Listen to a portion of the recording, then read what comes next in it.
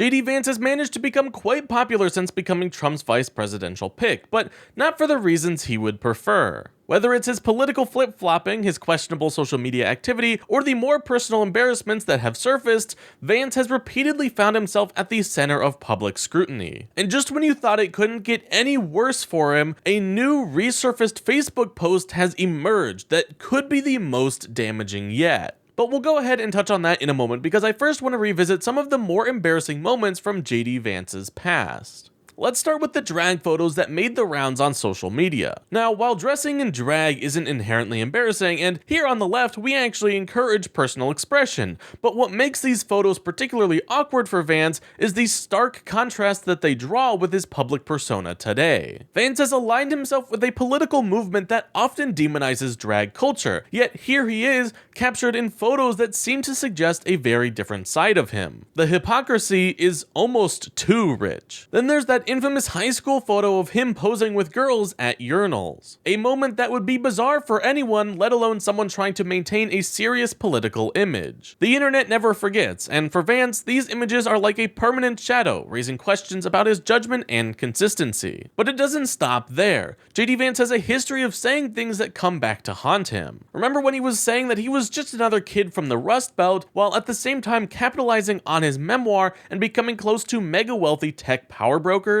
It's this kind of double dealing that has consistently made him a target of ridicule. And let's not forget his pivot on his opinion on Donald Trump, going from a harsh critic to his #1 supporter. Vance's willingness to bend over backwards to appeal to his base has made him appear more opportunistic than principled, eroding whatever credibility he ever had. And then there are those couch memes. While the infamous rumors of JD Vance having sex with a couch aren't exactly confirmed, they've taken on a life of their own, spreading like wildfire across social media.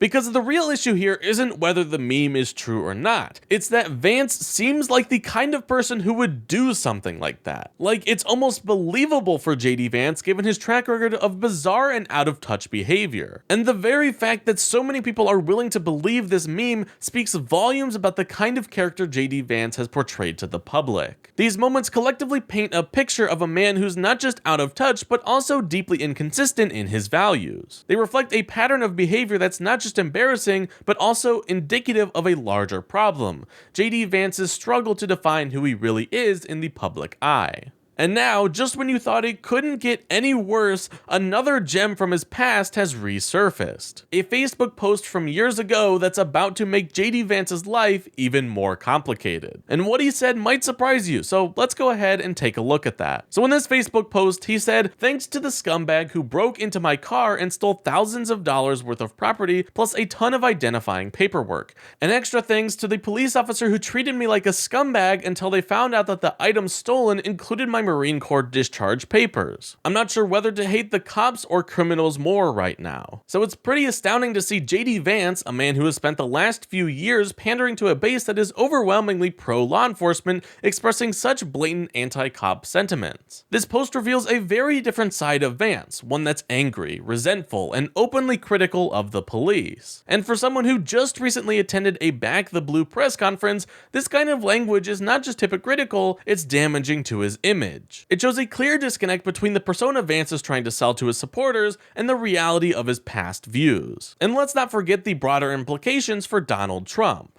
Vance's embarrassing flip-flopping on such a critical issue doesn't just hurt his own image, it drags Trump down with him. Trump has aligned himself with figures like Vance, using them to bolster his own political influence. But when those allies show cracks in their facade, it reflects poorly on Trump as well. If Vance can't maintain a consistent stance on something as fundamental as supporting the police, what does that say about the company Trump keeps? It raises serious questions about Trump's judgment and whether he's capable of choosing reliable, principled allies. And the fact that this post is from 2015 only makes it more ironic. Vance's past is catching up with him at a time when he's desperately trying to present himself as a staunch supporter of law enforcement and the military. But as this post shows, the reality is far more complicated. For Vance, this isn't just a minor slip-up, it's a major blunder that could cost him dearly in the court of public opinion. And for Trump, it's yet another reminder that the people that he's relying on to help his political campaign might be more of a liability than an asset.